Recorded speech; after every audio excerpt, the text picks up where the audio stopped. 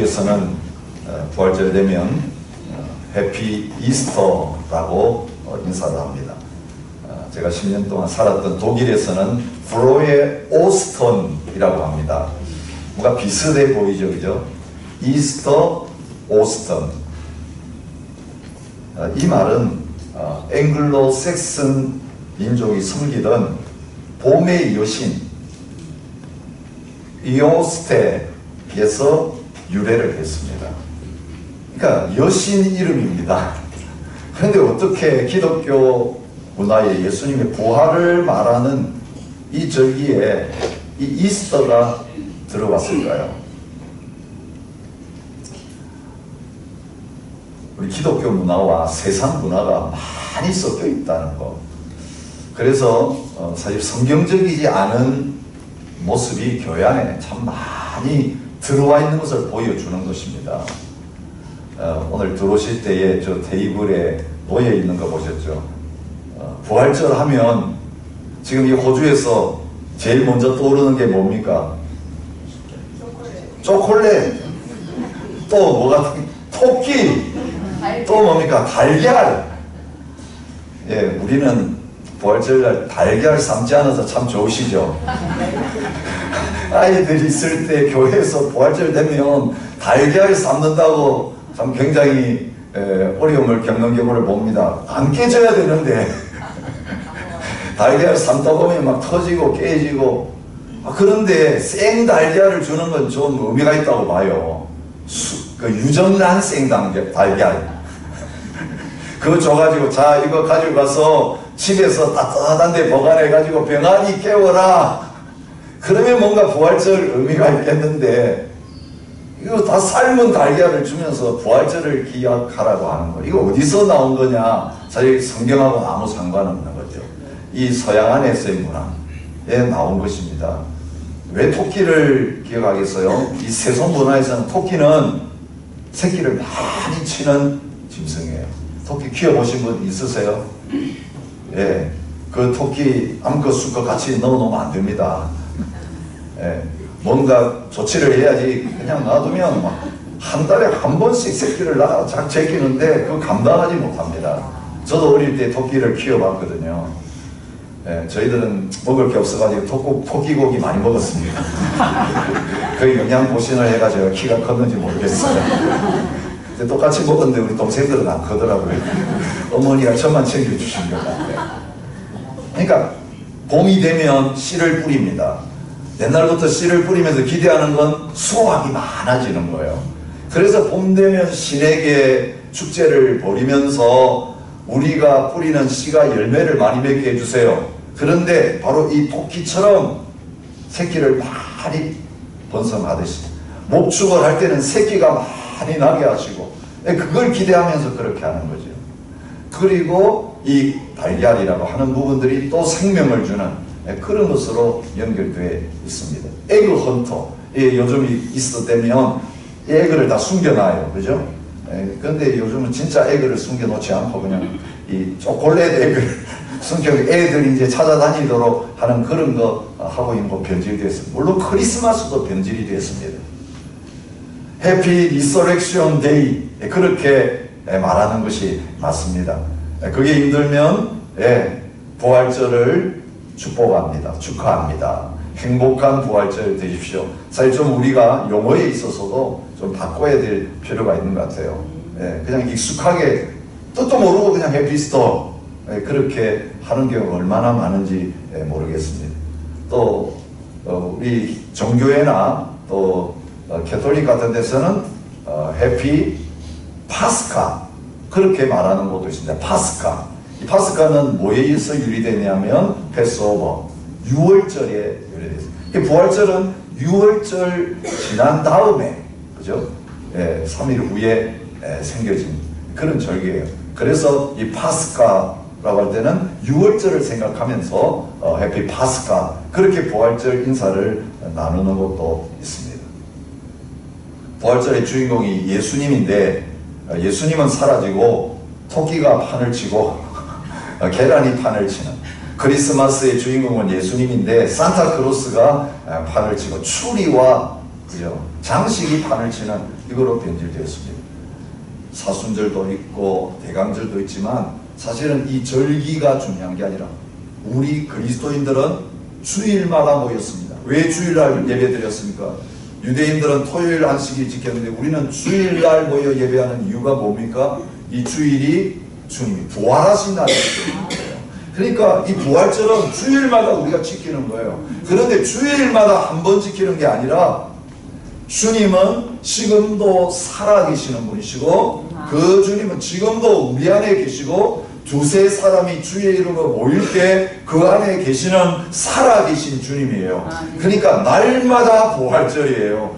우리는 부활한 사람들이에요. 육신은 죽어나서 죽고 주님 오실 때 다시 살아나겠지만 우리의 영혼은 죄와 사망과 허물로 죽었던 우리가 예수님 믿을 때 우리의 영이 다시 살아났습니다. 주님이 부활이요 생명이시기 때문에 나를 믿는 자는 죽어도 살겠고, 이건 우리 몸을 가르치고 살아서 나를 믿는 자는 영원히 죽지 아니하리라. 영원히 죽지 않은 영생, 내 안에 계신 생명이신 주님 때문에 우리는 죽지 아니하는 영원한 생명을 이미 가지고 있는 사람들입니다. 여러분 이것만 알면요 우리 신앙생활 어려울 거 하나도 없습니다. 신앙생활만이 아니라 세상생활 어려울 게 아무것도 없습니다. 걱정될 게 아무것도 없고 무서울 게 아무것도 없습니다. 그러나 실제 우리의 삶에는 오늘 이 제자들처럼 주님 그렇게 사랑했던 무덤 찾아온 여자들처럼 부활이 실제가 되지 못하는 경우들이 얼마나 많은지 모르겠습니다. 입으로는 주님 살았다 그러는데 실제로 사는 거 보면 주님 돌아가셨네. 네, 살아있는 주님을 무덤에서 지금 찾고 있는 이 절기 지키면서 주님 죽였다가 다시 깨우고 1년에 한 번씩 그런 짓을 하고 있는 거예요. 고난주간에는 주님 일찍 나오시면 안 돼요. 이 고난주간에 부활절 찬송도 안 불러요. 그죠? 고난 찬양만 실컷 부르다가 이제 부활절 아침 되면 새벽 기다리는 무덤에 머물러. 요즘은 이제 부활절 아침 새벽 기도 거의 없어졌잖아요. 우리 시드니 교육자 이후에 부활절 연합 성회할 때요, 제가 이심전 왔을 때는 부활절 새벽에 같이 모여서 예배 드렸어요. 그러다가 어느 날 슬그머니 없어지고 이제 저녁 예배로만 드리는 거로 바뀌었어요. 근데 여러분, 주님은 새벽에 다시 살아나시는 게 아니고 이미 우리 속에 살아계신 주님인데 의식에 치우치면 이 부활의 본질을 잊어버리기가 쉬운 거죠. 종교개혁자인 마르틴 루터가 종교개혁을 하는데 굉장히 어려움을 많이 당했습니다. 수월하게 종교개혁한 게 아닙니다. 너무 힘들고 어려우니까 도중에 내려놓고 중단하고 싶어서 하도 공격이 많고 어려움이 많으니까 가톨릭 그리고 주위에 있는 모든 정치 세력으로부터 생명의 위협을 받는 그런 자리에서 도망다녀야 되고 숨어 지내야 되고, 어느 날은 모든 걸 내려놓고 자리에 누워서 이제 끝났다, 이제 그만두겠다, 그렇게 넋두리를 늘어놓고 있었습니다. 그때 그의 아내가 방으로 들어왔습니다. 루터가 보니까 상복을 입고 있었어요. 깜짝 놀라서 아니 누가 죽었어? 그렇게 물었습니다. 그때 아내가 예, 하나님께서 돌아가셨습니다. 그렇게 말했어요. 아니 하나님이 돌아가셨다니 무슨 소리야. 사람은 죽을 수 있어도 하나님은 돌아가실 수가 없어. 그 바른 교리적인 대답이죠. 그때 루터의 아내가 정색을 하고 루터에게 말했습니다. 하나님이 안 돌아가셨으면 당신이 그렇게 넋이 나가가지고 누워있을 리가 없죠. 당신이 그렇게 어렵다고 누워있는 거 보니까 하나님 돌아가신 게 틀림없다 생각돼가지고 내가 지금 상복 입고 하나님 장례에 당신하고 치르려고 여기 왔습니다.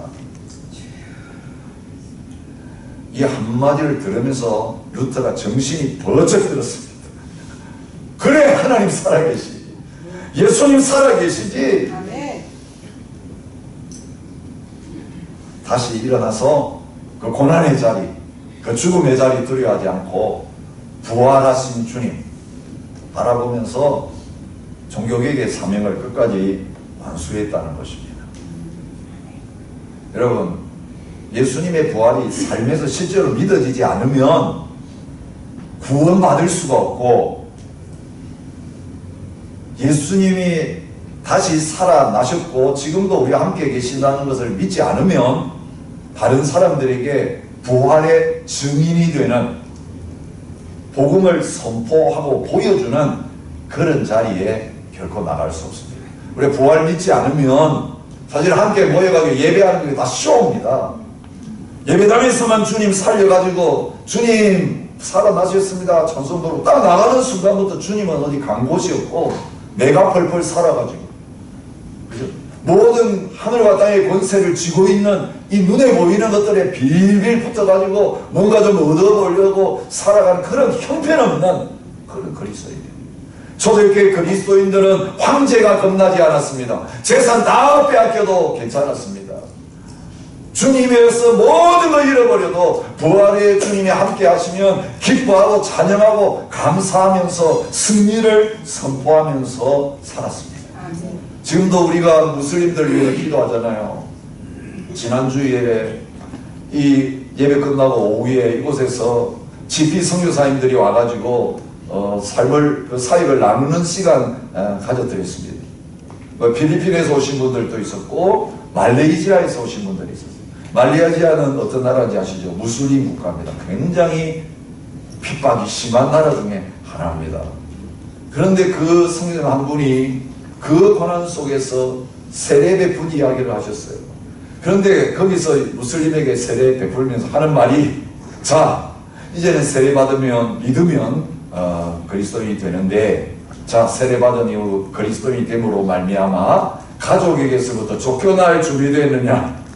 예. 직장을 잃어버리고 빈 털터리가 될 것 같고 있냐? 예스. 여러분, 실제로 그 나라에서는 예수 믿으면 믿는 순간부터 그렇게 되는 거예요. 그리고 마지막에 묻는 게, 예수 믿다가 죽을 준비됐느냐? 그거 알고 지금 믿고 세례 받으려고 하는데 예스.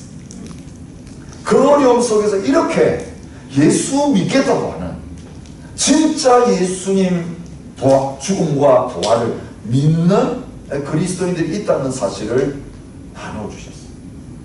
오늘 우리가 예수 믿는 게 그냥 무언가 행세하는 거예요. 교회 와가지고. 그죠? 이민사회에서 교회에 나와야 뭐 다 되잖아요.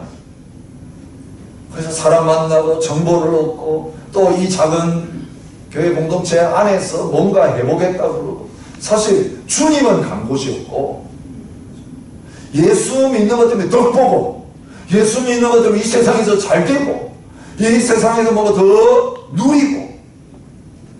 여러분, 이게 초대교회 그리스도인들이, 또 성경이 우리에게 말하는 십자가 부활의 복음과는 거리가 멀어도,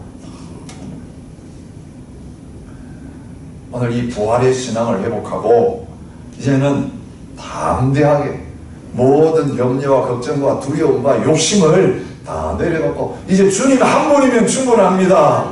주님이 우리의 유일한 소망이십니다. 이 공격자들 앞에서, 이 원수 앞에서, 이 무덤 앞에서, 우리를 기다리는 죽음 앞에서 승리를 선포하며 찬양하며 함께 나가는 저와 여러분이 되실 수 있기를 바랍니다. 여러분, 오늘 본문을 보십시오. 주님 살아나신 다음에 제일 열심히 하신 일이 뭡니까? 40일 동안 세상에 계셨어요. 그죠? 부활하신 다음에 40일 동안 세상에 계시다가 승천하셨어요. 그런데 이 마가복음은 다른 복음하고 달리 특별히 이 제자들의 불신앙, 부활을 믿지 못하는 이 형편없는 모습을 그대로 보여주고 있습니다. 여러분, 16장 읽어보면요, 여기에 따옴표가 붙어있는 저 있는 거 아시죠? 몇 절부터입니까? 9절부터예요. 9절부터 마지막 절까지 괄호 붙어 있어요. 이게 무슨 뜻이냐 하면, 지금 이 성경은 완전한 성경 있어가지고 번역한 게 아니에요. 처음 기록한 성경을 또 베껴 쓰고 해가지고 사본이 있었는데, 그 사본들을 모아가지고 처음 마가복음은 이럴 것 같다. 그래서 만든 거예요. 근데 어떤 사본에는 이 말씀이 없어요. 어떤 사본에는 8절까지만 나와 있고, 또 어떤 사본부터는 9절부터 마지막 절까지가 나와 있어요. 그래서 어떤 사람들은 이 마가복음은 8절까지만 있었을 거다, 그렇게 주장하기도 합니다. 근데 여러분, 8절까지의 모습 보면 뭐가 있습니까? 부활한 주님을 믿지 않는 이 여인들의 모습이 그대로 나타나 있습니다. 자, 여인들은 참 그래도 남자들보다 예수님 3년이나 따라다니고 제자란에 이름 붙어있는 그 11명의 남자보다 이 연약한 여자들이지만 그래도 용기가 있었던 사람입니다. 새벽에 무덤에 자기들끼리 와가지고 예수님의 시체에다가 향유를 바르면서 너무 급하게 예수님 돌아가시는 바람에 장례도 제대로 못 치러드렸는데 그나마 그 장례를 치르려고 왔던 사람. 자, 예수님 살아계실 때 우리 마가복음에서 몇 번 내가 죽고 살아난다고 말씀하셨습니까? 제가 이 손 벌리고 다 답을 가르쳐주고 3번, 33번. 뭐 어쩌다 한 번 하면 그 잊어버리고 2번 하면 이제 3번 확실히 못을 박으면서 내 죽으면 살아난다라고 말씀하셨어요. 그런데 그 말씀을 듣고도 예수님 말씀대로 죽으셨어요. 그냥 말씀 안 하시다 갑자기 돌아가셨으면 이거 어떡할까 걱정하는데 예고하신 대로 죽었으면 뭘 믿어야 되겠어요? 예고할 때 살아난다고도 그것도 3일 만에 살아난다고 말했으면 3일 기다렸다가 어떻게 해야 되겠어요? 살아나신 주님 찾아가야 되는데 무덤에 죽어있는 주님 만나러 간 게 틀림없어. 왜요? 시체에 바르려고 향품을 준비했어요. 아이고 우리 예수님 향품도 못 발라드리고 그렇게 보내드리니까 너무 가슴 아파요. 이런 거. 그런데 무덤에서 누구를 만났습니까? 천사를 만났습니다. 흰 옷을 입은 한 청년 천사. 근데 그 천사 만났을 때 어떻게 반응하고 있습니까? 놀라매 라고 깜짝 놀랐어요. 놀라지 마요. 얼마나 놀랐으면 놀라지 말라고 말했어요. 예수님께서 살아나셨다. 너희가 찾는 그 예수님이 살아나셨다. 분명히 말했어요. 자, 봐라. 예수님 누워있던 이 장소가 비어있지 않느냐. 분명하게 보여주셨어요. 자, 제자들이 가서 예수님 살아나셨고 제자들보다 먼저 갈릴리 가서 만나겠다고 기다린다고 하셨다. 그 말 전해라. 그렇게 부탁했습니다. 자, 우리 같으면 어떡할까요? 천사가 예수님 다시 살아나셨다고 말해줬으면, 그리고 분명히 무덤이 비어있는 그것을 봤다면, 와, 예수님 살아나셨네, 이래야 맞잖아요. 여러분 안 그러겠습니까? 여러분 가운데 혹시 부활을 못 믿는 사람이 있을 수 있어요. 죽은 사람이 다시 살아나. 그 예수님 다시 3일 만에 살아났다는 거 다 헛소리야. 어떻게 사람이 죽어가지고 다시 살아날 수 있어? 그런데 나 못 믿겠어요, 주님. 주님 한 번만 나타나 주시면 믿겠습니다. 그런 기도 해보신 분들이 있을 거예요. 그런데 어느 날 밤에 야 일어나. 누가 깨우는데 보니까 주님이 딱 나타나. 여러분 천사만 나타나도 할렐루야 하면서 그럴 텐데 주님이 다시 살아나셨다는 것을 분명한 증거로 천사를 통해서 말씀하셨음에도 불구하고 이 여인들의 반응은 뭐였습니까? 더 놀랐습니다. 천사 본 것보다 예수님 살아났다는 말을 듣고 몹시 놀라서 몸까지 떨었습니다. 그 다음에 어디 갔습니까? 제자들한테 달려갔습니까? 무덤에서 도망가고 무서워하여 아무에게 아무 말도, 입이 여러분 멘붕에 걸리면 그런 거 느끼시죠? 정신이 없어요. 너무 놀라면 이 말이 안 나와요. 뭘 들었지도 지금 패닉 상태에 빠진 거예요. 예수님의 부활은요, 예수님이 나타나셔가지고 부활의 모습을 보여준다고 믿는 게 아닌 것을 부활 이후에 마태, 마가, 누가, 요한에서 기록하고 있는 모든 게 보여주고 있습니다. 엠마오로 가는 두 제자는 예수님이 살아나셔가지고 옆에서 길을 걸어가면서 이야기를 했는데 알았습니까? 몰랐습니까? 예수님인 줄 몰랐어요. 떡을 떼주시니까 그제야 눈이 뜨여져가지고 예수신데 그런데 예수님은 사라져. 여러분, 이 여자들만 그랬습니까? 오늘 이 9절부터 나와 있는 이 내용은요, 제자들은 그래도 나았다 이거 보여주는 게 아니에요. 예? 여자들은 직접 예수님 따라다닌 사람이 아니니까 이 정도라고 쳐도 제자들은 나아야죠. 근데 이 제자들의 반응이 뭡니까? 마리아가 예수님 만났습니다. 근데 이 마리아에도 처음에는 예수님이 나타나니까 누군 줄 알았습니까? 예, 산지기, 동산지기인 줄 알았습니다. 예수님 어디 갖다 놨어요? 예수님이 나타났는데 예수님 시체 어디 있냐고 묻고 있는, 여러분 이런 반응을 보였어요. 그런데 예수님께서 살아나신 것을 확인시켜 주시니까 이 막달라 마리아가 예수님과 함께하던 사람들이 슬퍼하면서 울고 있는 가운데 가서 이 일을 알렸습니다. 그런데 그 제자들의 반응은 무엇이었습니까? 살아나셨다는 것과 마리아에게 보이셨다는 것을 듣고도 믿지 아니하니. 또 주님께서 삼시세번 또 보여주신 게 뭡니까? 엠마오로 가는 두 제자들에게 보여주신 것.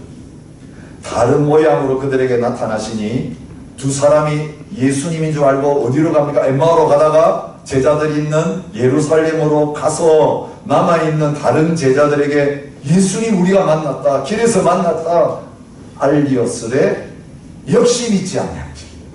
반응 그렇습니다. 불신합니다. 예수님 왜 40일이나 오래 계셨을까요? 사도행전 1장 3절에 보면 그가 고난받으신 후에 또한 그들에게 확실한 많은 증거로 친히 살아계심을 나타내사 40일 동안 그들에게 보이시며 말했습니다. 얼마나 믿지 않았어요. 한 번 설교하고 한 번 나타나시는 그거로 안 됐어요. 여러분 우리의 불신앙이라고 하는 게요, 얼마나 뿌리 깊은가를 보여주는 거예요. 여러분 보고 나서도 나중에 또 뭐라 그래요? 그건 내가 정신적으로 헷갈렸던 것 같아. 비정상적인 상태에 있다 보니까 뭐가 보였나 봐 이러고 있어요. 지금 영적 체험을 하고 나서도 내 상태가 정상이 아니라고 말하는 거예요. 단 한 사람에서도 저도 정상이 아니라고. 여러분 요즘 과학을 믿는 세상 사람들이 예수님의 부활 믿는 우리들을 그런 정신병자 취급을 하고 있어요. 그래서 나 예수님 부활한 거 못 믿겠어. 어릴 때 주일학교 선생님들 통해서는 듣고 내가 어렸을 때는 그거 철 없이 믿었는데 세상 알고 보니까, 과학을 알고 보니까 어떻게 죽은 사람이 살아나. 이거 예수 부활 거짓말이야. 여러분 심지어는 목사님도 강단에서 예수님 부활했는데 설교하던 분들이 이상한 신학 해가지고 나 이제 부활 안 믿습니다. 그리고 목사님 그만두고 교회를 떠나는 분들도 계세요. 여러분 이 믿음의 문제는요, 우리의 생명이 걸려있는 중요한 문제이기 때문에 이 제자들 3년 예수님 따라다니고 모든 거 다 버리고 그렇게 했어도 믿음 잃어버리면 다시 옛날로 돌아가는, 우리는 고기 잡으러 가겠다. 차라리 세상에서 잘 먹고 잘 사는 게 좋지. 예수님 따라다니다가 이 꼴 당했는데 이제 더 이상 예수 안 믿겠어. 좀 그럴 방이에요. 그러면 주님이 이 땅에 오신 목적이 다 없어져요. 이 제자들이 예수님 복음 전할 사람들로 뽑았는데 이 사람들이 안 믿고 다 돌아가 버리고 아무도 전해주지 않으면 하나님이 계획하신 구원의 역사는 다 원점으로 돌아가게 되어 있는 이 위기의 상황 속에 주님이 다시 살아나셔서 또 나타나시고 또 보여주시고 또 말씀하시고 하시면서 이 제자들이 믿음 없는 자가 아니라 부활을 믿는 자가 되게 하시는 것이 주님이 이 땅에 40일 머무신 목적입니다. 이게 하나님의 은혜입니다. 여러분 어떨 때 처음에 성경 읽다가 이 말씀 안 깨달아질 수 있어요. 그런데 주님은 우리가 믿을 때까지 포기하지 않으시고 우리에게 말씀해 주시는 거예요. 보여준 거로 안 믿으니까 제자들에게 어떤 방법으로 믿게 하셨습니까? 성경을 너희가 모르는구나. 성경이 어떻게 메시아에 대해서 말하고 있는지 아느냐? 메시아는 죽는다 그랬고 메시아는 다시 살아난다고 성경이 말하고 있어. 모든 성경이 나에 대해서 이야기하고 모든 성경이 십자가의 죽음과 부활에 대해서 말하고 있어. 그래서 메시아의 자격은 십자가의 죽음과 부활이 있어야만 메시아가 될 수 있는 거예요. 예수님을 십자가에 죽으시고 부활하신 하나님의 아들로 믿지 않으면 다른 예수님으로 믿는 것은 구원을 가져오지. 병 고치는 예수님, 귀신 쫓아내시는 예수님, 기도 들어주셔가지고 응답해 주시는 예수님, 내 마음을 치유해 주시는 예수님, 모든 것 평안을 주시는 예수님, 이거는 껍질이에요. 우리의 가장 중요한 문제는 죄로 말미암아 죽었던 우리가 영원한 생명을 얻고 하나님의 백성이 되는 거예요. 이건 뭘 통해서 됩니까? 예수님의 능력을 통해 되는 게 아니라 비참하게 피 흘려 죽으신 예수님의 십자가 때문에 우리의 죄 문제가 해결되는 거예요. 죄 과거의 문제 해결했는데 부활의 주님이 우리와 함께하지 않으면 또 죄짓고 또 죄질 수밖에 없어요. 그런데 부활의 주님이 우리 안에 계셔서 주인이 되심으로 말미암아 죄의 권세, 마귀의 권세, 사마의 권세를 이기신 주님을 통해서 이제는 죄를 이기고 육신을 이기고 세상을 이기는 삶을 살아갈 수 있게 되는 거예요. 우리 노력으로 안 돼요. 성경 공부 좀 해가지고 이제 제대로 해보자. 여러분 해보셨죠? 됩니까? 네. 하려고 하면 더 안 돼요. 수렁에 빠진 사람이 빠져나오려고 노력해서 자꾸 빠져드는 것 같아요. 근데 누가 합니까? 내 힘으로가 아니라 우리가 스스로를 구원할 수 없고 구원자이신 예수님, 살아계신 예수님이 우리를 손 내밀어서 건져 주셔야 구원받을 수 있는 거예요. 주님이 함께 하시는 것을 믿고 그 주님께 순종하면 죄를 이길 수 있어요. 하나님이 원하시는 뜻을 온전히 행할 수 있는 자리에 할 수 있게 됩니다.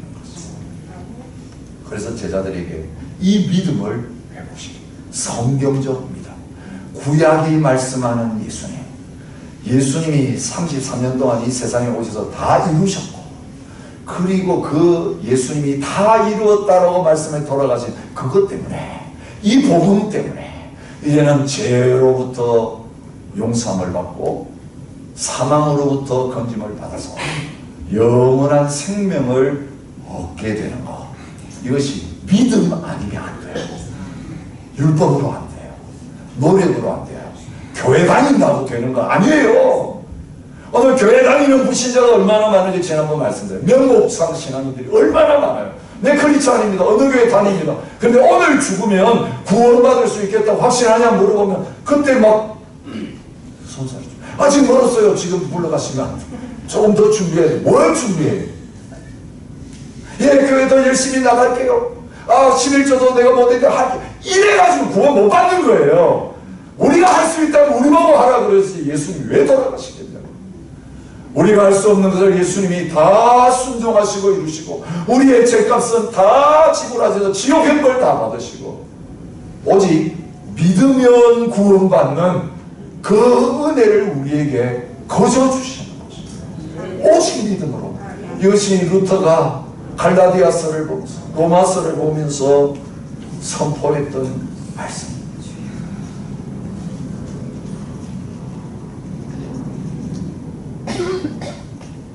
하나님께서 그를 죽은 자 가운데서 살리신 것을 믿으면 구원을 받으리라. 예, 바울이 전했던 복음 로마서 10장을 하나님이 예수님을 죽은 자 가운데서 살리신 것을 믿으면 구원받는다.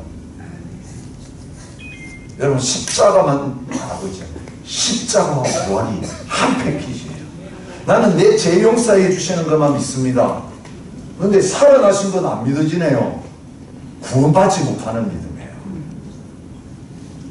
예수님이 우리 죄 위해 죽으셨고 죽음의 권세를 이기고 살아나신 것을 믿으며 우리도 죽어도 다시 사는 부활의 자리, 영적으로 죽었던 자리에서 이제는 영원한 생명을 가진 자리로 믿음 가운데서 옮겨진다는 것, 이것이 성경이 말하는 복음 중에 복음인 것입니다. 오늘 16절이 말하죠. 믿고 세례를 받는 사람은 구원을 얻을 것이다. 여러분, 전제가 뭡니까? 뭐가 먼저입니까? 믿고가 먼저예요. 요거 없이 세례받는 사람도 있어요. 믿음 없이 세례받는 사람 구원 받습니까? 못 받습니까? 못 받습니다. 마음으로 믿고 입으로 시인하라. 마음으로 안 믿는 거, 예수님 영접해 그러면 구원받아 그냥 깔아서 입으로만 하는 거, 그 구원하고 아무 상관없어요. 진정한 믿음 없이는 구원. 예수님 나를 위해 십자가에 실제로 죽으셨고 3일 만에 다시 살아나셨어요. 지금도 살아계세요. 내가 주님 영접할 때에 내 안에 들어와셔서 나의 주인이 되셔서 이제는 나의 삶을 대신 살아주고 계신다. 여러분, 이 믿음으로 주님 모시고 이제는 나는 죽어도 하나님의 나라에 갈 것이다, 이제는 죽어도 다시 살게 될 것이라고 하는 이 구원의 확신을 가지고 남은 삶을 살아가는 저와 여러분이 되시기를 바랍니다. 아멘. 또 한 가지 믿음이 왜 필요합니까? 구원용으로만 필요한 게 아니에요. 자, 제자들 왜 부르셨어요? 부르셔서 훈련시키시고 그들을 무엇 삼으시기 위해서요? 예수님의 증인이 되게 하시기 위해서. 성령이 임하시면 너희가 권능을 받고 예루살렘과 유대와 사마리아 온 유대와 사마리아 땅까지 이르러 내 증인이 되리라. 근데 사도행전 보면 그들이 가서 우리 증인이다 우리 증인이다 외치고 다녀요. 다 예수님 버리고 도망갔던 사람들이, 십자가 앞에 다 도망갔던 사람들이 부활의 주님 만나고 성령 받고 나서는 이제는 베드로부터 시작해가지고 사도행전 보면 다 베드로가 설교하고 있어요. 우리가 증인이다, 내가 증인이다. 예수님 죽는 거로 끝나지 않고 살아나셨다, 우리에게 나타나셨다, 이제는 우리가 부활하신 예수님을 믿는다 그러면서 증인이라고 하면서 그 설교 듣고 우리가 어떻게 해야 되겠습니까? 예수님 믿으면 죄 용서 받습니다, 성령 받습니다. 그래서 3,000명씩 5,000명씩 예수 믿고 돌아오는 놀라운 역사가 예루살렘에서 일어난 걸 보게 됩니다. 못 믿겠다는 이 제자들, 두려워하던 이 제자들, 부활의 주님을 만났기에 이렇게 바뀐 것입니다.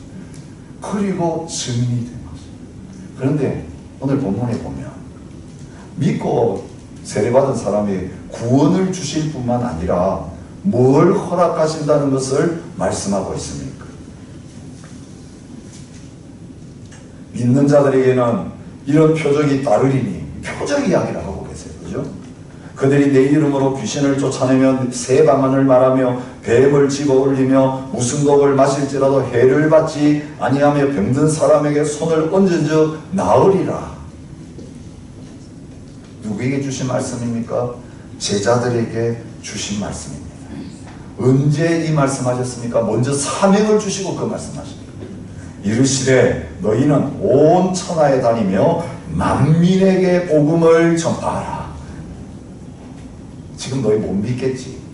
그런데 이제 믿은 다음에는 구원을 받고 정죄로부터 벗어나서 이제는 만민에게 다니면서 이 복음, 십자가와 부활의 복음 전하는 자가 되라고 하시면서 믿는 자에게는 이런 표적이 따른다고 말하고 있어요. 여러분, 오늘 본문 끝까지 잘 보세요. 이 표적은 언제 필요한 겁니까? 여러분, 이렇게 기도하시면 안 돼요. 주님, 나 예수님 믿고 싶은데 뭔가 증거를 보여주세요. 이 증거라는 말이 표적이에요. 그래서 내가 손을 얹으면 병든 사람이 떠나가는 역사가 있게 되면 내 믿겠습니다. 귀신을 쫓아내게 되면 믿겠습니다. 또 어떤 분들은 나 방언 주세요. 방언하는 거 딱 보면 그때부터 믿겠습니다. 순서가 잘못됐어요. 누구에게 이런 표적이 따라요? 믿는 자에게 따른 거예요. 그러면 믿고 구원받은 사람들에게 왜 이런 표적을 주시는 거예요? 20절 제자들이 나가 두루 전파할세 그 따르는 표적이 있었다는 거예요. 하나님 말씀 전할 때 사도행전에 말씀만 전한 게 아니라 안전병이가 일어나고, 그죠? 병든 자들이 고침받는 역사가 온갖 표적들. 누가 행하던 표적입니까? 예수님이 하시는 그 기적과 표적이 이 사도들이 복음을 전할 때도 똑같이 일어나면서 사람들이 그 표적을 보고 야, 저 제자들이 말하는 예수님이 하나님의 아들이시고 우리의 구주가 되시는구나, 말씀을 믿게 되는 역사 일어난 거예요. 말씀을 통해 믿어야 돼요. 표적은 말씀을 위한 거죠. 여러분, 표적주의 신앙에 빠지면요, 문제 해결하려고 열심히 쫓아다니다가 병 낫고 나고 귀신 쫓겨나고 문제 해결되고 나면 그 다음에 어떻게 되는지 아시죠? 다시는 예수님 안 찾아와요. 문제 다 해결되는데 왜 예수님 찾아오겠어요? 구원자이신 예수님, 나의 생명이신 예수님을 안 믿는 거예요. 교회 다니면서도. 사람들이 다 떠났어. 너희도 가려느냐? 제자들에게 물었어. 생명의 말씀이 주님께 있는데 우리가 어디로 가겠습니까? 여러분, 생명이신 예수님, 나의 전부이기 때문에 그 예수님을 믿고 따르는 자리에 서시기를 바랍니다. 근데 우리가 믿고 구원받기는 너무너무 좋은 소식이에요. 왜 토요일을, 금요일을 굿 프라이데이 데이라고 했을까? 예수님 죽은 날인데 왜 굿 프라이데이예요? 구원 뉴스가 그때 만들어요. 우리 죽을 죄인에게 너무나 기쁜 소식이기 때문에 이 하나님 말씀 전체가 죽어가는 우리들에게는 우리 살 길이 있다고 알려주시는 기쁜 소식이기 때문에 구원 뉴스고 굿 프라이데이가 돼요.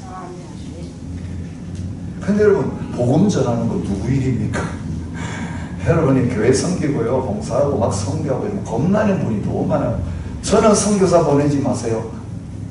하나님 다 보내시려고 해요. 모든 민족에 가서 다 제자 삼는 건 특별한 사람에게 말하는 게 아니라 우리 모두에게 주신 사명이에요. 모든 성도들은 다 선교사로 살아야 돼요. 모든 성도들은 만민에게 가야 될 사명이 있을 뿐만 아니라 듣고들 하게 해주세요. 근데 왜 벌벌 떨면서 아이고 저는 아니죠. 그렇게 이걸 우리가 해야 된다고 생각하니까 오히려 여기 분명히 보세요. 예수님 승천하셔서 하늘 보좌에 딱 앉으셨어요. 그죠? 하늘로 올려지사 하나님 편에 아이고 예수님 떠나셨구나. 제자들은 이제 예수님 계셨어야 되는데, 그죠?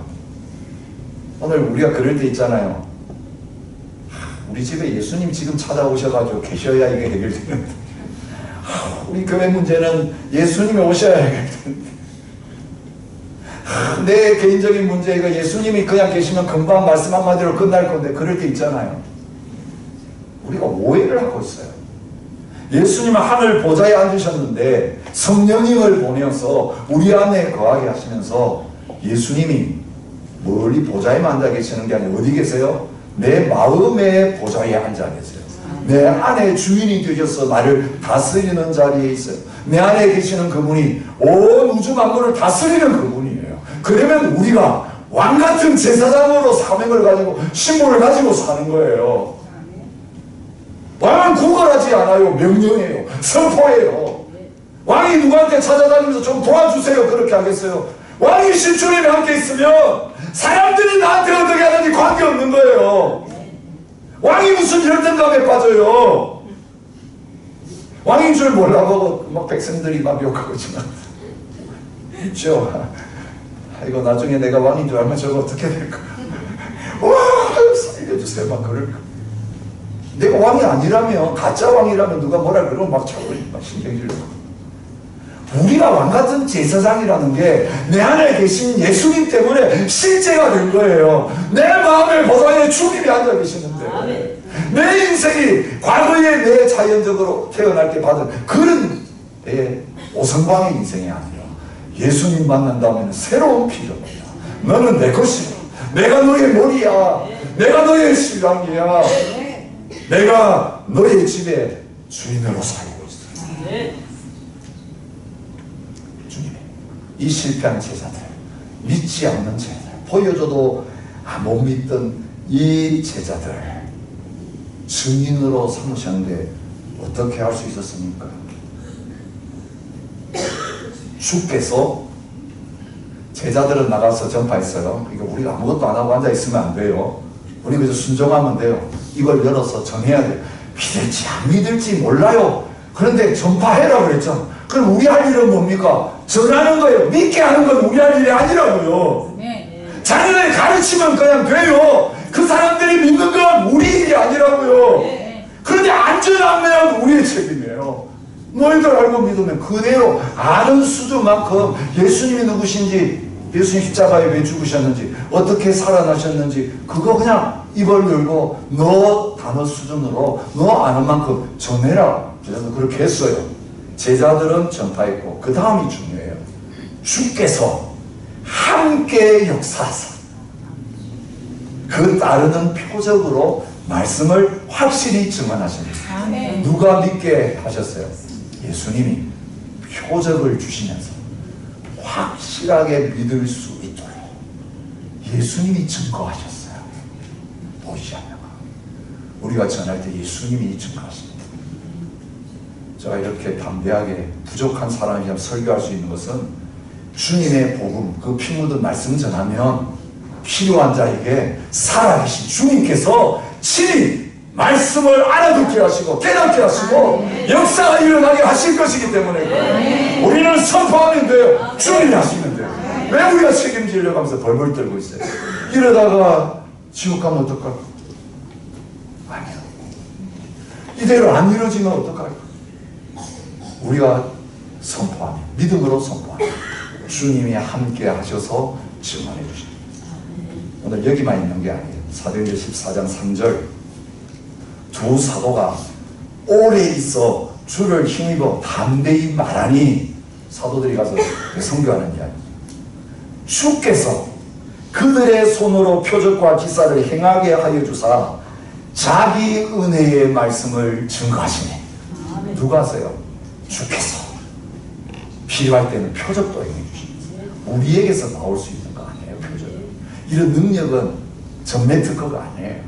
필요할 때는 주시고 어떨 때는 안 주세요. 말씀으로 믿는 사람에게 왜 표적을 주세요? 너는 본보로 믿느냐? 보지 못하고 믿는 자들이 복이 있다. 성경 번역하고 그 말씀 전달하고. 여러분, 성경이 있다가 예수 믿는 사람들이 얼마나 지금 많은지 몰라요. 표적 없어도 주님의 말씀 전할 때 그 말씀 속에서 살아계신 예수님을 깨닫고 구원받는 사람들이 얼마나 많은지. 필요하면 믿도록 하시겠다. 꿈과 환상에도 그 무슬림들에게 나타나 주시고, 그래서 그 표적을 보고 나서 말씀, 예수 가르치는 데가 어디냐 찾아와서 성경 가르쳐준 사람을 통해서 예수님 알고 믿는 거예요. 꿈과 환상을 통해 믿을 것 같으면 우리가 가서 왜 전할 필요가 있겠어? 왜 성경이 필요하겠어? 이거는 예수님에게 와서 말씀 앞에 와서 믿도록 하는 표적이에요. 이건 손가락이에요. 표적은 손가락이에요. 이를 가라, 예수님을 보여주는 것에. 오늘도 저와 여러분들을 통해서 주님이 복음 증거하는 자리에 나가면 내가 너를 통해 증거하겠다. 내가 너를 통해서 모든 민족이 구원받는 자리에 이르게 하겠다. 늙었느냐 젊느냐, 성경 많이 아느냐 모르느냐, 능력과 권세, 은사가 있냐 없냐가 중요한 게 아니라 주님 말씀하실 때 내가 받은 구원이 너무 놀랐기 때문에 예수님이 우리 죄를 위해 죽으셨습니다. 예수 믿으면 구원받습니다. 예수 믿으면 이제 다시 부활합니다. 오늘 우리가 알고 있는 이 복음 전할 때에 주님께서 우리를 통해 모든 민족이 주님께 돌아오는 놀라운 구원의 역사를 이루실 것입니다. 알레교의 새로운 목적이 이겁니다. 주저앉지 않지 마세요. 우리에게 증인되라고 하세요. 누가 할 수 있어요? 믿고, 와, 얘는 죽음의 권세를 이기고 마귀를 이기고 하나님의 백성된 감격과 기쁨으로 충만해야죠. 나도 안 믿는 복음을 누구 보고 믿으라 그러는 거예요. 나도 안 믿어지면서 벌벌 떨면서 누구한테 예수 믿고 행복해지라고 말하는 거예요. 부활의 주님이 함께하면 이 주님 통해서 새 생명의 역사가 나타납니다. 이제는 두려움이 사라지고 염려가 사라지고 능력 주시는 그 주님 안에서 담대하게 복음을 전할 뿐만 아니라, 그래서 내가 경험한 걸 말이야 증인이잖아요. 내가 경험한 예수님을 가짜 전하게 될 때에 붙여주시는 모든 우리의 주위의 사람들에게 증인되는 삶 살아가는 저와 여러분 되시기를 축복합니다. 부활절 지키는 사람들 많지만, 교회 다니는 사람들 많지만, 세상 속에 나아가서 하나님의 믿음을 증거하지 못하고 살아갈 때가 너무 많습니다. 이 부활의 아침에 주님 저에게 부활을 믿는 믿음을 더하여 주셨어. 눈이 열리게 하여 주시고 이제는 우리 가운데 계신 주님을 보게 하여 주셨어. 내가 주를 위해 사는 게 아니라 주님이 나 안에서 나를 통해 자신의 일을 함께 하시는 놀라운 역사들이 일어나게 하여 주옵소서. 우리의 삶이 증거가 되게 하시고 우리가 증인이 되는 역사가 일어나게 하여 주옵소서. 이 복음 위하여 귀한 예물을 드립니다. 가난한 가운데 죽어가는 영혼들 생각하며 귀한 감사원금을 드립니다. 주님 받으시고 사용하셔서 천하보다 귀한 영혼 구원받고 돌아오는 역사가 우리를 통하여 일어나게 하여 주옵소서.